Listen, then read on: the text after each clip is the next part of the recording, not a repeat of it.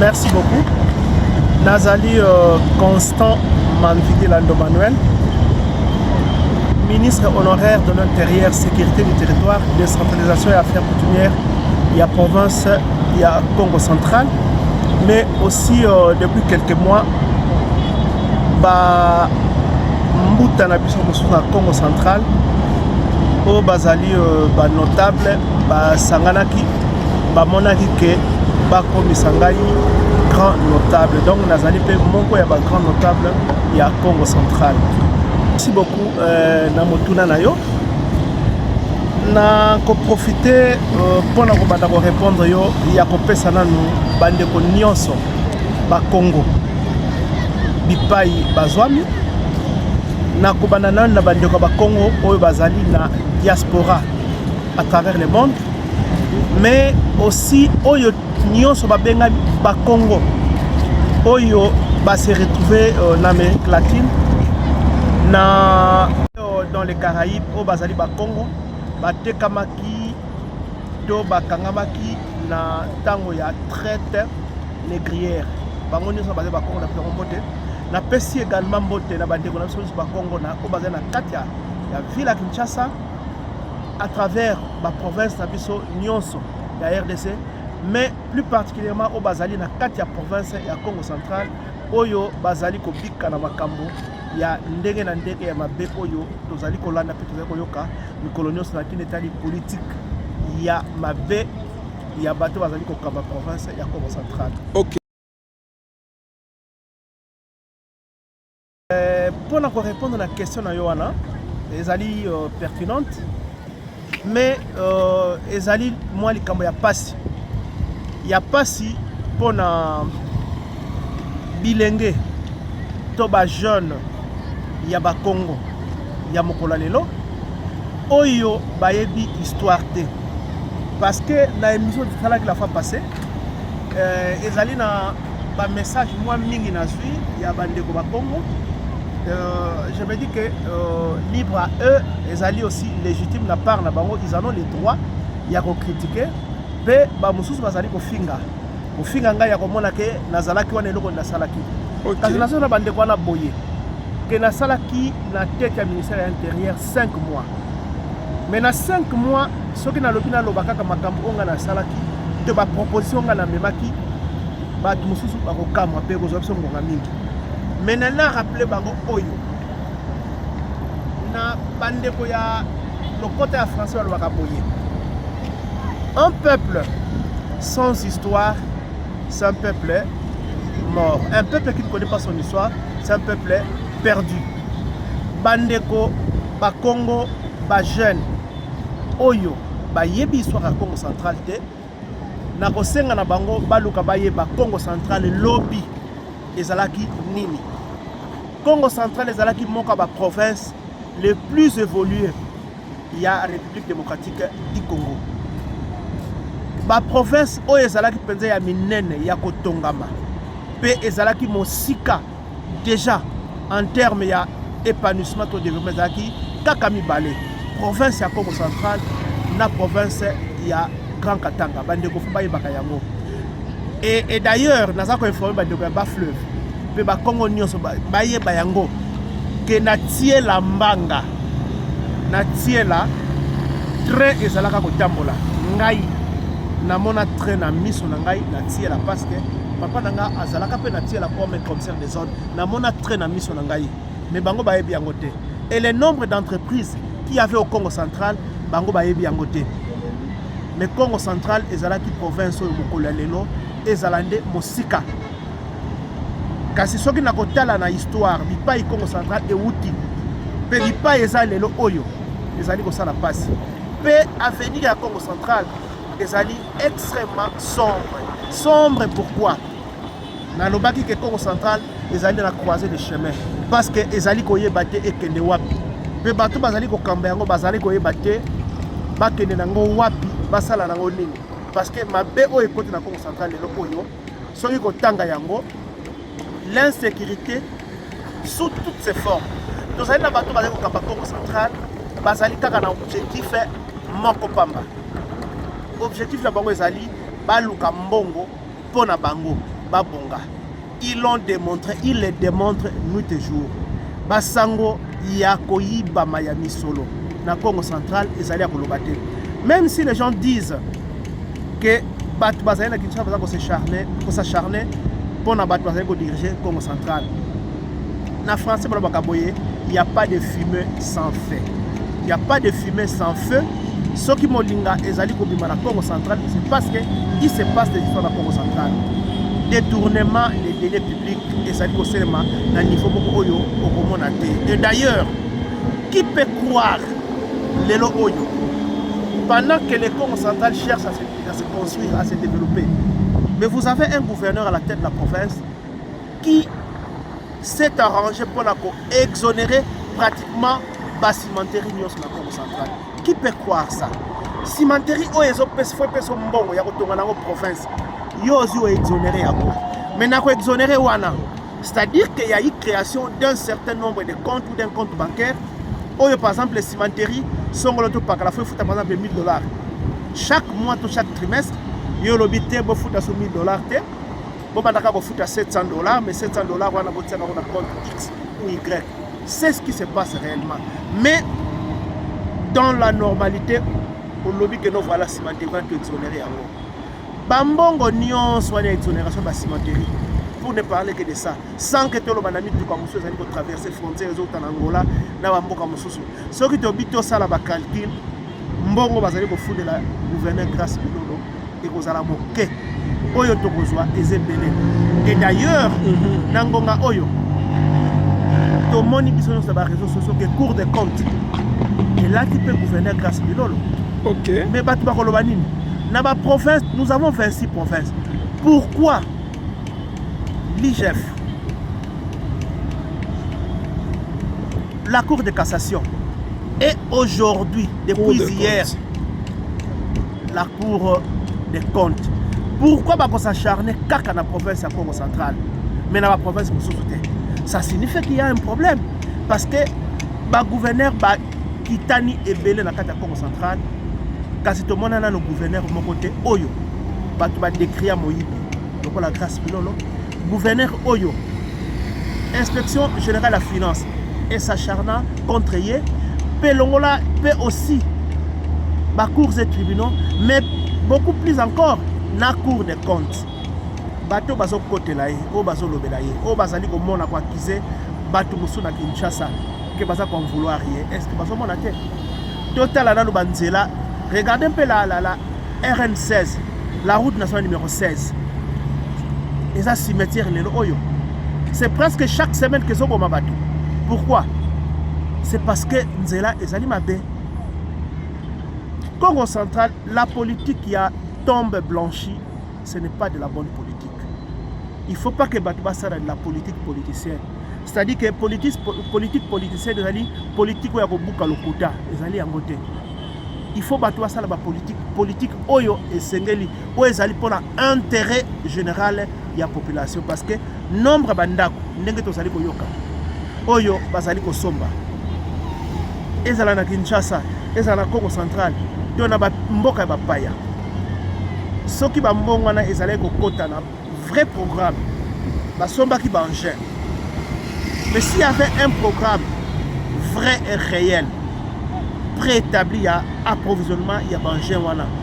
Aujourd'hui, banzela na bazo salanande et c'est là qui déjà mais ce n'est pas le cas. Regardez les chantiers abandonnés. Kene na boma, kene na mwanda. Pourquoi ces chantiers? Ba béton kaka ya kokoulé oyo. Moussa les ont tambolate. Barre de fer na béton kokoulé. Moussa les tambolate. Pourquoi ils ont tambolate?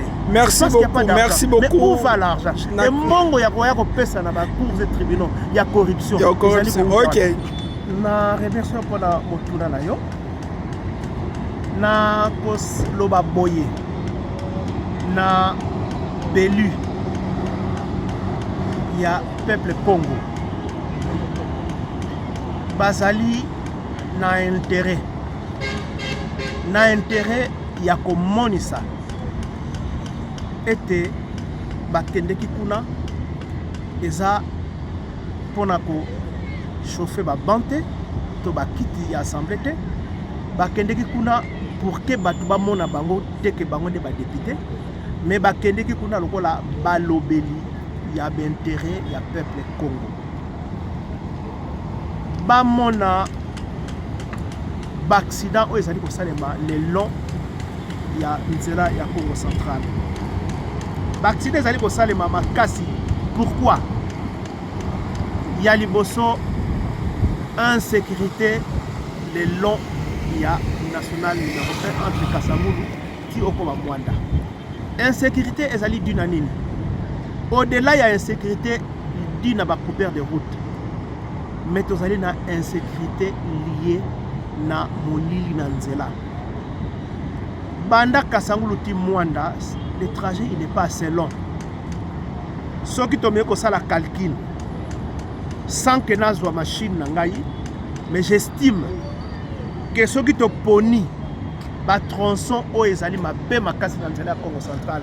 Quand je dis de ba tronçon mabe, c'est-à-dire que ba virage ya mabe, ba montagne ya mabe na ba descente ya mabe o ezali na nzela ya Congo central partant de Mwanda pour comme na Kasangulu et koki kozala au total 200.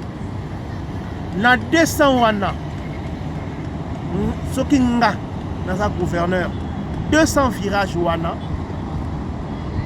soki tolobi totie yango ba lampe solaire, c'est-à-dire qu'avec 600 lampes solaires c'est-à-dire to ciblé kaka ba virage na ba descente ya mabe ba bisika ya mabe parce que mon lili wana ezali na base accident. Ceux qui ont ciblé avec 600 poteaux. Quels sont ces poteaux là? Toko ko somba kaka mine na chaque mine na panneau nango. Mais ba poteau toko ko somba kaka ba poteau kaka ouais ba poteau qu'on trouve sur le marché, sur la place qu'on trouve à la place publique.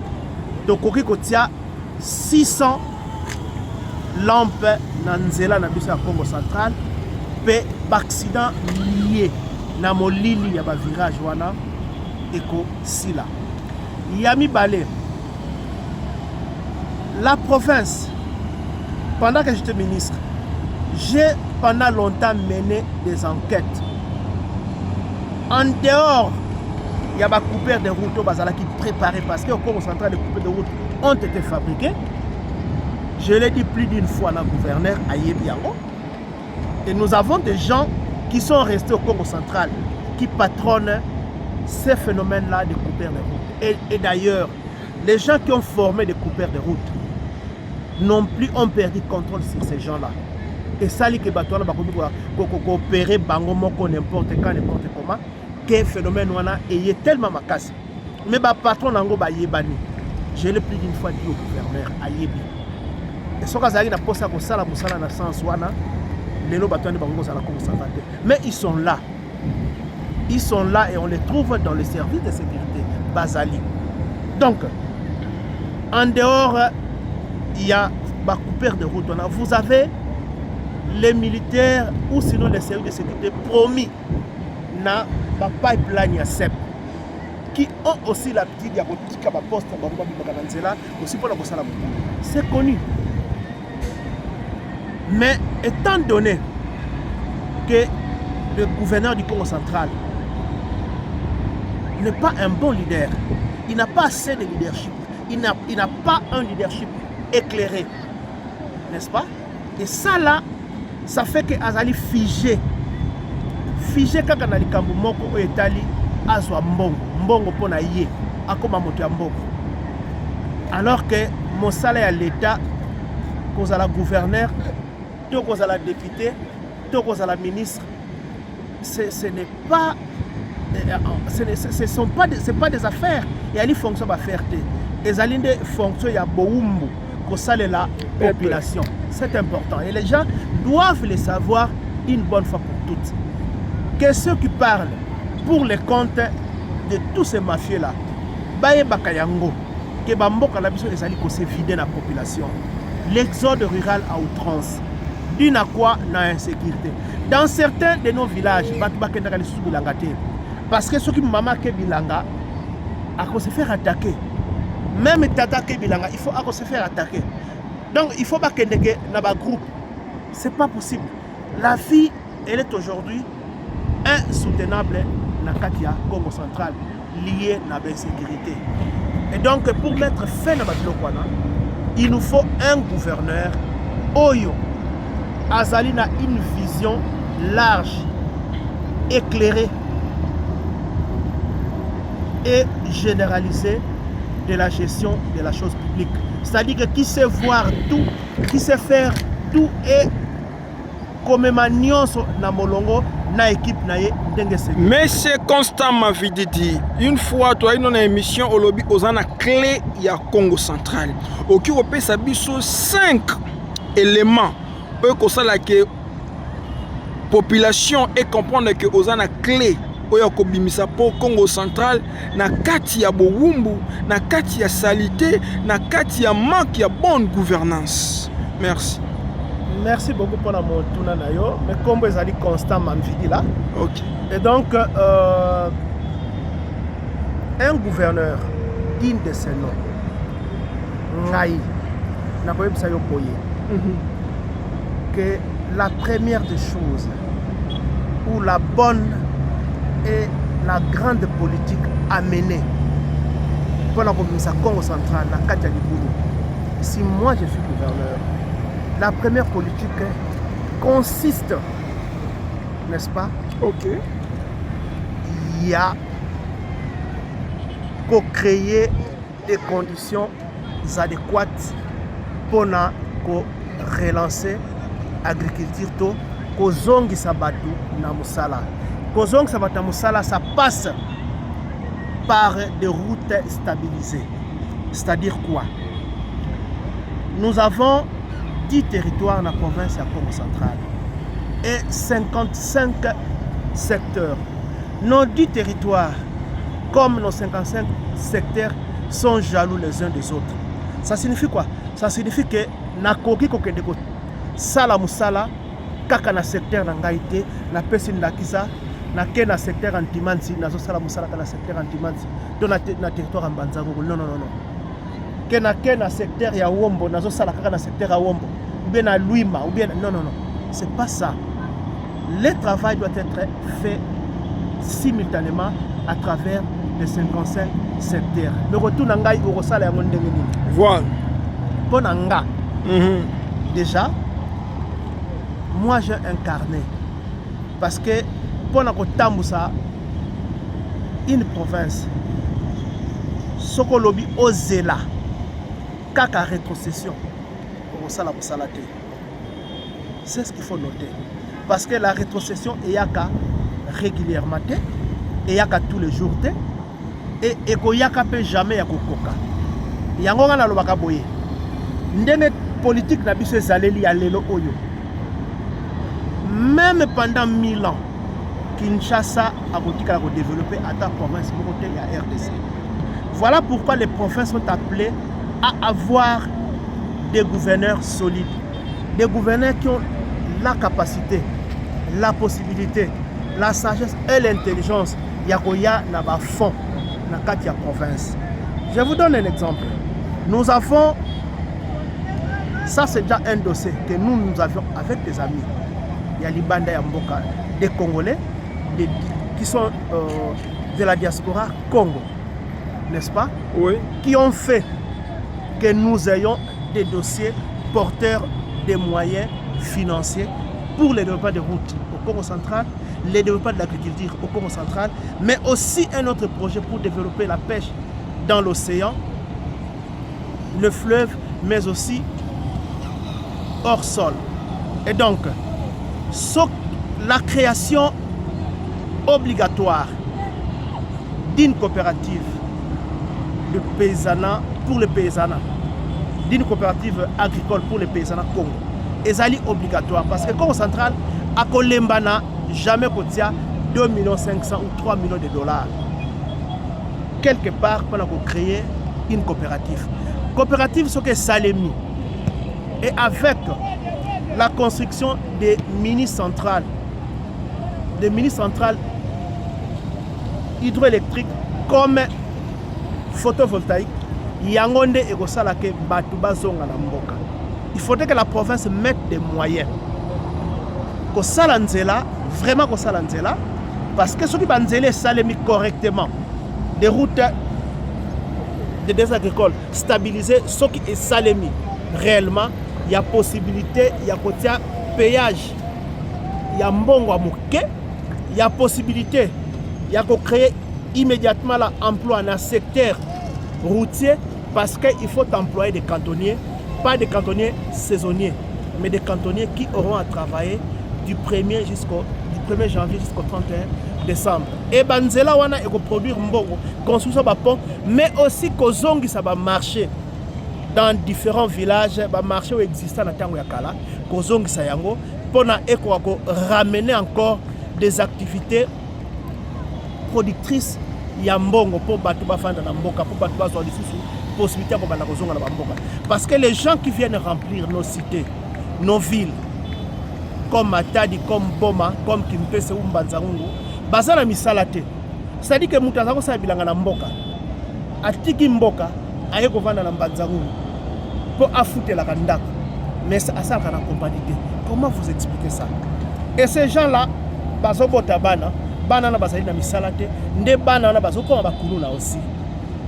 Donc vous avez des parents chômeurs qui font des enfants mais des enfants qui n'ont pas pu par moment terminer l'école ou si certains ont fini l'école mais par manque il y a travail manque il y a emploi ils font quoi?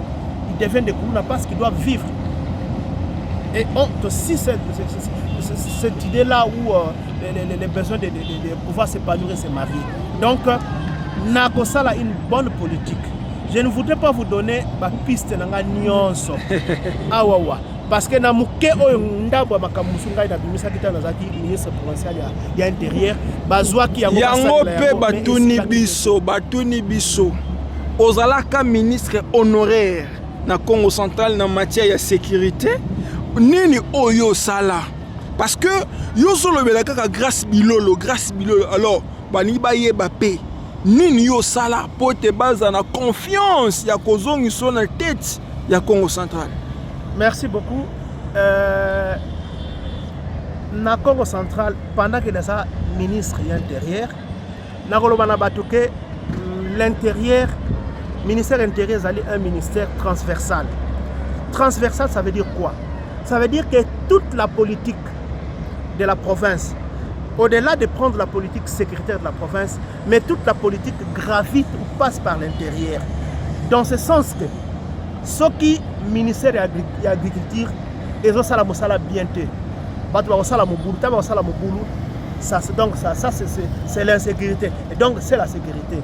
Ce qui ministère de transport ndakisa banzela et ça les accidents se produisent. Par ces accidents-là, les gens vont se mettre dans la rue. Ça crée de l'insécurité. Ça voit les ministères de l'Intérieur. Ce qui, le ministère de la Finance, par exemple, les enseignants, les gens ne sont pas payés. L'objet de marche, c'est l'insécurité. Ça concerne aussi les ministères de la sécurité. Et donc, tant qu'on a comme ministre, on a coupé na Matadi. Na quartier où babengi Izipa, bazalaki déjà na 5 mois, bazalaki na couranté. Cabine Zikaka. J'ai pris les choses en main. Cabine électrique Zikaka ya Izipa. Donc, c'est déjà 5 mois. Courant Zaïde. Et insécurité, elle se produire dans le quartier Izipa comme pas possible. Et pas simultanément aussi, transforme mon copé Zikaka dans Mbanzangungu.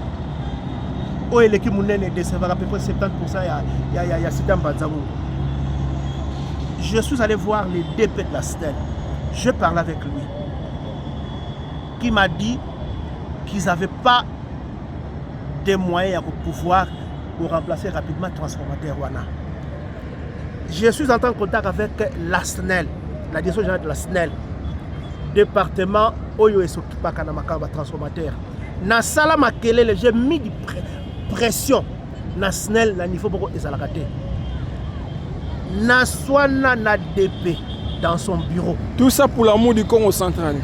C'est pour la population du Congo central. Nako swana to swana na ewana. Et memangai na kendati na batelier na mpozo. Nakuta ba transformateur ya kovanda.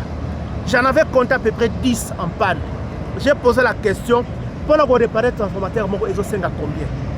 Les gens qui étaient là m'ont dit entre 5 et 6 000 $.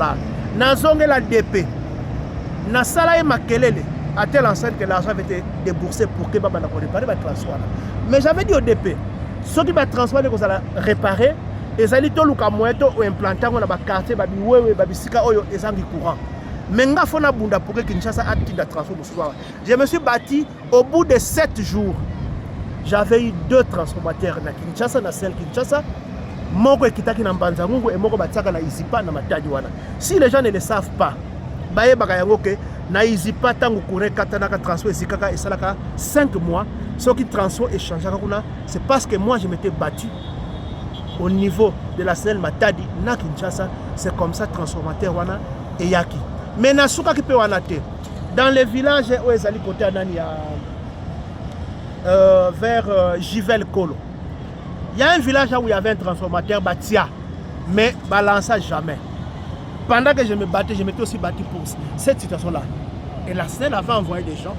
Et les gens ont toujours pensé que Batamboka wana de basala que transformateur baya ba brancher courant et tambola. Non, c'est faux.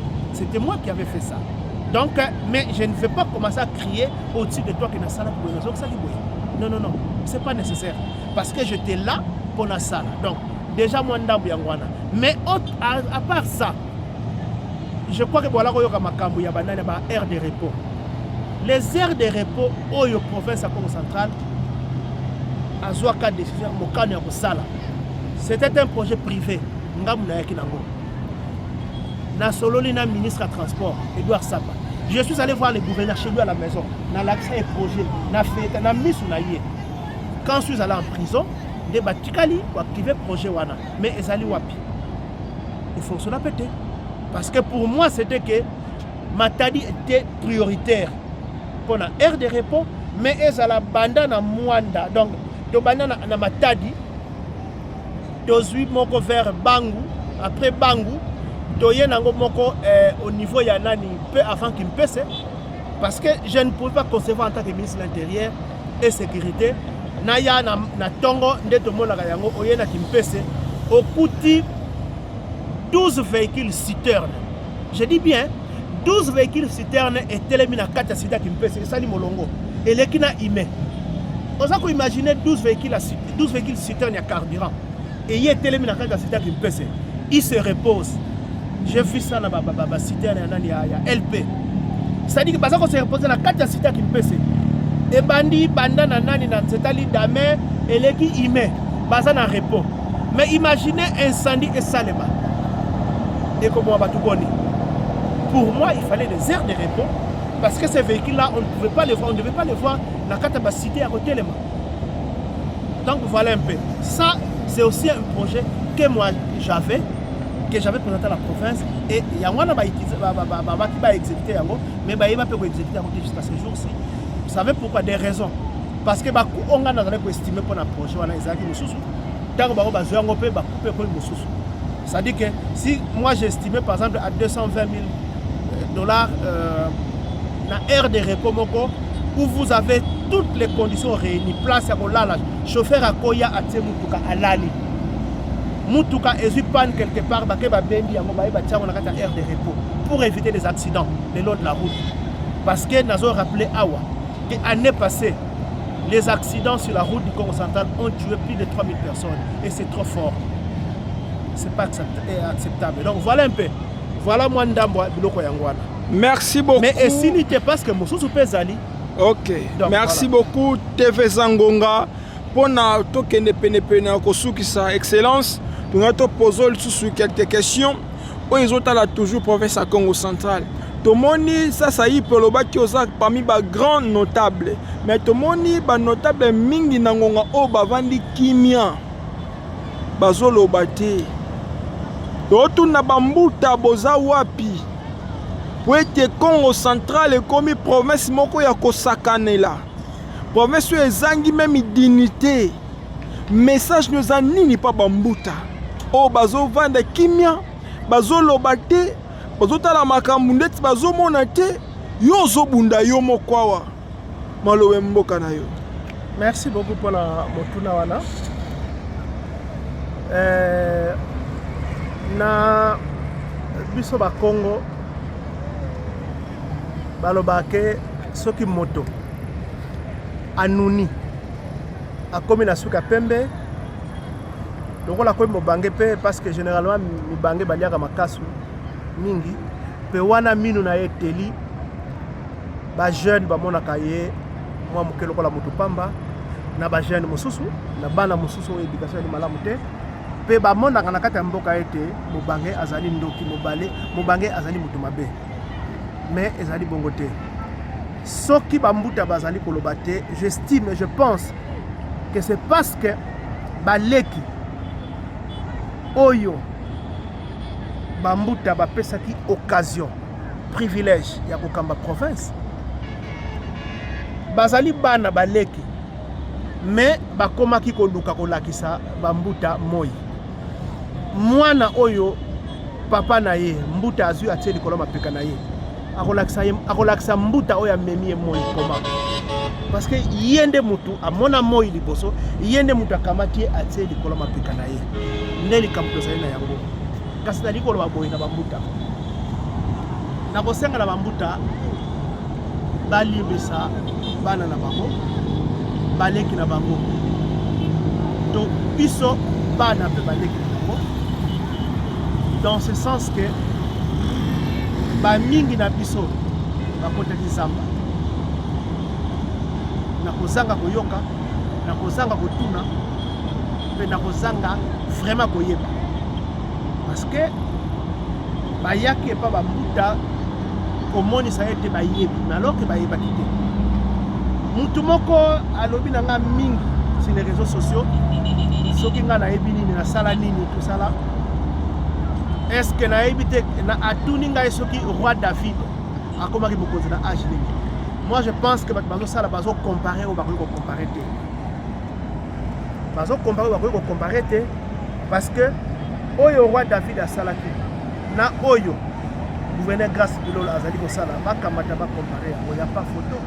C'est aussi ça la situation. Les choses ne peuvent pas placer dans le même contexte.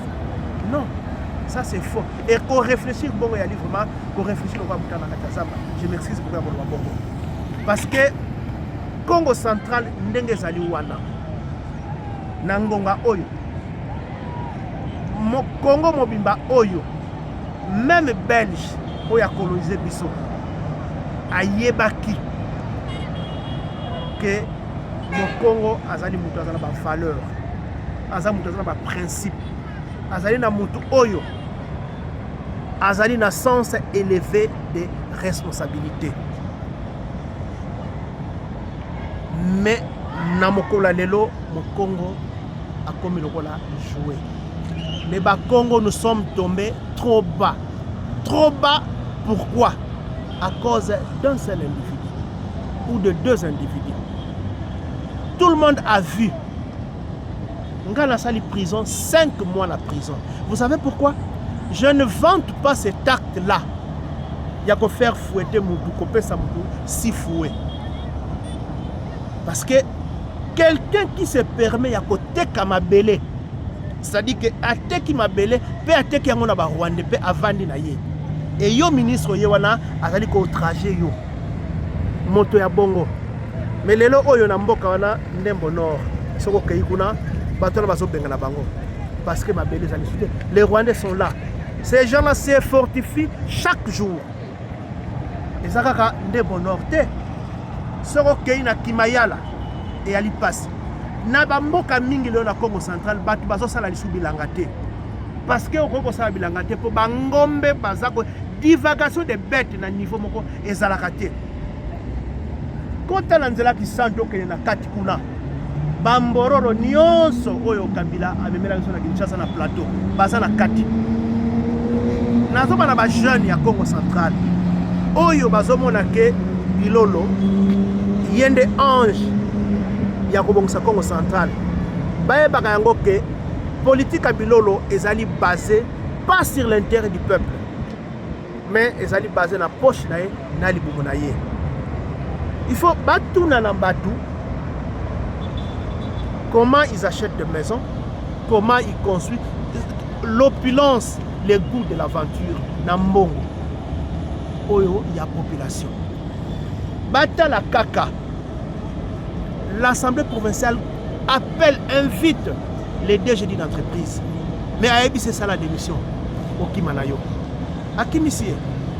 Pourquoi? Parce que ce qui a colobake toyiba ki boye, non, ça c'est pas naïe. La province du Congo central mérite mieux que ça. Je ne m'acharne pas contre ces messieurs, mais Bipaï Tozo Kende, province et allés vers sa disparition. Pour eux, pour lui, c'est l'argent qui compte. Bozwaka ya Kimayala, Bozwaka ya Ndebo Nord, Bozwaka ya Cheopap. Des étrangers pilil, des villages entiers, des étrangers et autres. La politique sécuritaire, il y a province à Congo central, il y a gouverneur Grâce Bilolo, Ezali, zéro. Merci beaucoup. Donc pour lui, la sécurité, ce n'est pas son problème, c'est l'argent qui compte. Merci. Et donc, il faut rapidement. Il y a 5 députés provinciaux Boye. Ok. Oyoyo, Likambouya, pour répondre na Cour de cassation. Pour Nabino et l'équipe d'examen d'État. Bisso, notable à Congo central. Et les grands notables, Dozali Kotala Bino, députés provinciaux. Si on est Babino, est-ce que vous êtes là pour le peuple ou vous êtes là pour Mbongo, pour accompagner bateau à détourner mission de la province? Vous avez un concours.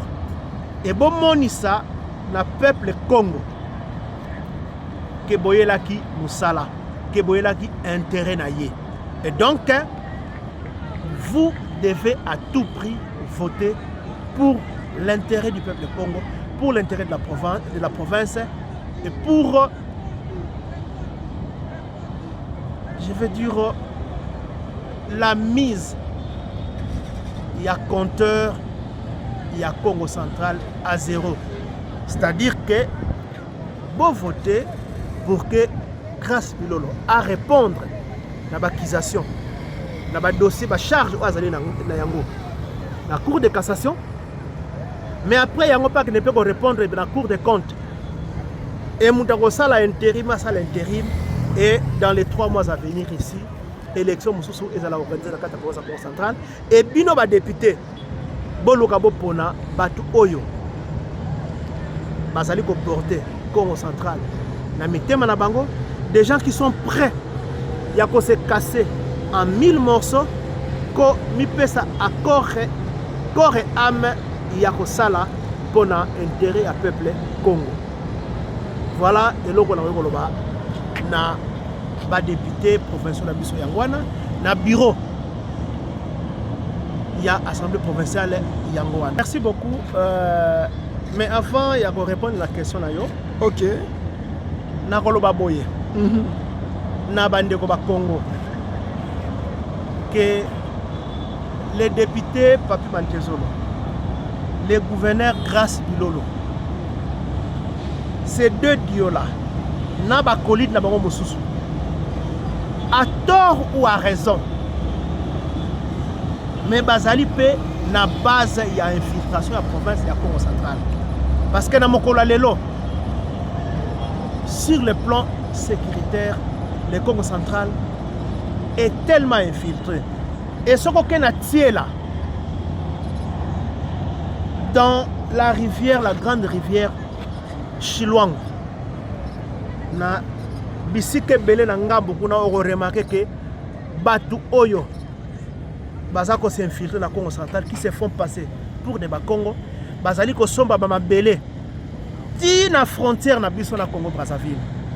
Bazo somba ba mabele na niveau moko ezalaka te. Il faut tomi tuna. Batona bazoya qui se font passer pour des Bakongo, pour des Bayombe.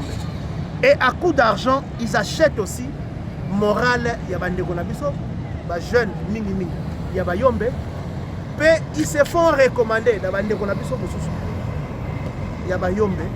Mais entre-temps, bazali ko so mabele et il faut retourner mabele na bazo sombela yango banani. Nous avons vu Mikole le kaka na décria yango na lobaka ke ba carte ba creuser et allait côté comme un ministère, je ne sais pas par quel mécanisme, à niveau du ministère ya mine. Mais ba carte de trésor bateka kiwana lelo ekotisi batu bauti na ba province oyo ezali na bitumba, notamment la Nord Kivu. Ba côté le sur la Congo centrale. Basi batondi. Il y a des villages où au Pays kuna okuti ba trésor bazali plus nombreux que population. Mais ces gens-là n'ont pas été, personne ne les contrôle. Et mingi na bango ce sont des militaires qui nous infiltrent. Lentement, en douceur, mais sûrement. Et ceux qui lobby na Tongo, de eux qui bitumba bani na Congo centrale to kama ya. Et donc curieusement, la province du Congo central, par l'Assemblée provinciale, par ceux qui la manque, n'est-ce pas, parce que tant de pas de il y a Assemblée wana, il n'y avait aucun contrôle. Donc, ils sont traités comme des amis. On veut bien, mais les gens devraient faire la part des choses entre eux, travailler pour l'intérêt de la province, du peuple Congo, de la République démocratique du Congo, et travailler pour eux-mêmes. C'est très important. Et donc, Kozongisa, Babi Mandezolo, na tête qu'il y a Assemblée provinciale de la Congo centrale, je le dis en âme et conscience que c'est un drame pour le Congo central. On pouvait encore tout faire, sauf ça. Bon, on a évité en passant. Est-ce les patrons de la Cour constitutionnelle, est-ce qu'elle a des informations? Est-ce qu'il sait ce qui se passe dans la province de Nabiso? Moi, je pense que pour ça, le numéro 1 à la Cour constitutionnelle, Moutako se fiché quand la Cour était. Mais Mato il n'a pas. Parce que Mato il a mis cousse, mais Ayoka Kamakabo et donc ça les départ et d'autres si et là. Il a fallu aussi dans Mato il n'a pas. Je crois qu'à quoi qu'on a appelé l'information, il y a notamment va laisser aller. Il y a président, il y a ancien président de l'Assemblée provinciale à la Congo centrale, désolé. Sa façon de faire, ma méthode n'est pas. Il a fallu aussi aïe Bakayago, parce que s'il avait les informations, s'il suivait, s'il était informé, je ne pense pas qu'il y a bon. Parce que ce qui vient de se faire là, les conséquences sont là. Des ordres de bataille de bataille depuis avant-hier. Et il faudrait que les services, l'État congolais, Baye Bakayango, que la province du Congo central est vraiment infiltrée. La frontière mingi mabele ezote comme chaque nuit et jour. Et banani bazo soba mabele wana, c'est des étrangers qui se déguisent en congolais. Bazali.